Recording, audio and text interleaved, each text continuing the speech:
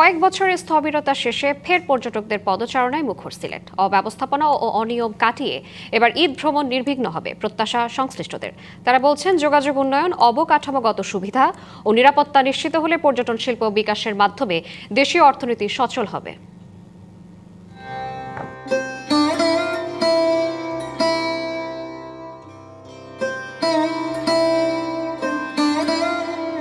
2024 সালের 5 আগস্টের পর প্রশাসনের ঢিলেঢালা অবস্থার সুযোগে সিলেটের বিভিন্ন পর্যটন কেন্দ্রে ব্যাপক ধ্বংসযজ্ঞ চালানো হয়। গেল বছরের আগস্টে সিলেটের সাদা পাথর এলাকায় নজিরবিহীন লুটপাট এ অঞ্চলের পর্যটন খাতকে বড় ধরনের ইমেজ সংকটে ফেলে দেয়।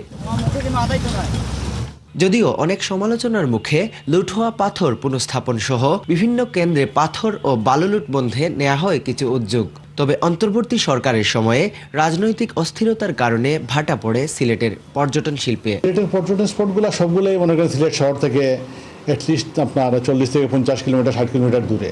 ট্রান্সপোর্টেশনটা একটা বিরাট খরচের বিষয় হয়ে যায়, এবং ঈদের পরে যেহেতু অনেক গেস্ট একসাথে আসে, সো গাড়ির ভাড়াটা অনেক বেড়ে যায়। শুধু সমাধান হইলে ঈদের পরের দিন থেকেই আপনার বুকিংটা মানে গেস্ট আসা শুরু হয়। লাস্টিংটা মানে কতদিন থাকবে সেটা ডিপেন্ড করে বন্ধের উপরে। তো এইবার যেহেতু শনিবারে ঈদ হবে, তো পরবর্তী শনিবার রোববার পর্যন্ত গেস্ট থাকবে। এই এক সপ্তাহ মানে 8 দিন 7 দিন গেস্ট থাকবে বলে আমরা বিশ্বাস করি।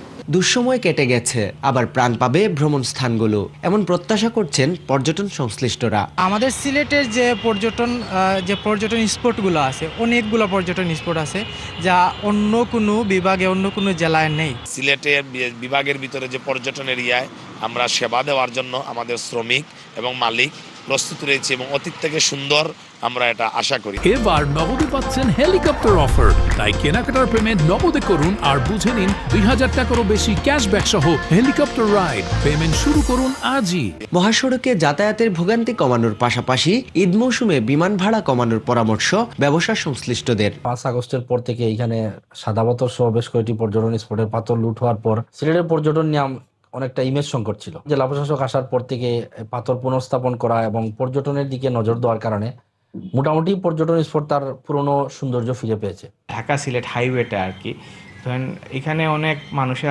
যাতায়াত করতে 12 ঘন্টা থেকে 13 ঘন্টার মতো আপনার টাইম লেগে যায়। রাস্তার কাজ চলতেছে আসতে, বাট এটলিস্ট ফ্লাইটের প্রাইসটা যদি একটু রিজনেবল প্রাইসে থাকতো, কিন্তু অনেক মানুষ আসতো। ঈদের ছুটিতে পুরো সপ্তাহ জুড়ে পর্যটকদের পদচারণায় মুখর থাকবে সিলেট। এই শিল্পের হাত ধরে আবার ঘুরে দাঁড়াতে পারে অর্থনীতি। Tawhidur Rahman Shah, DBC news, Sylhet.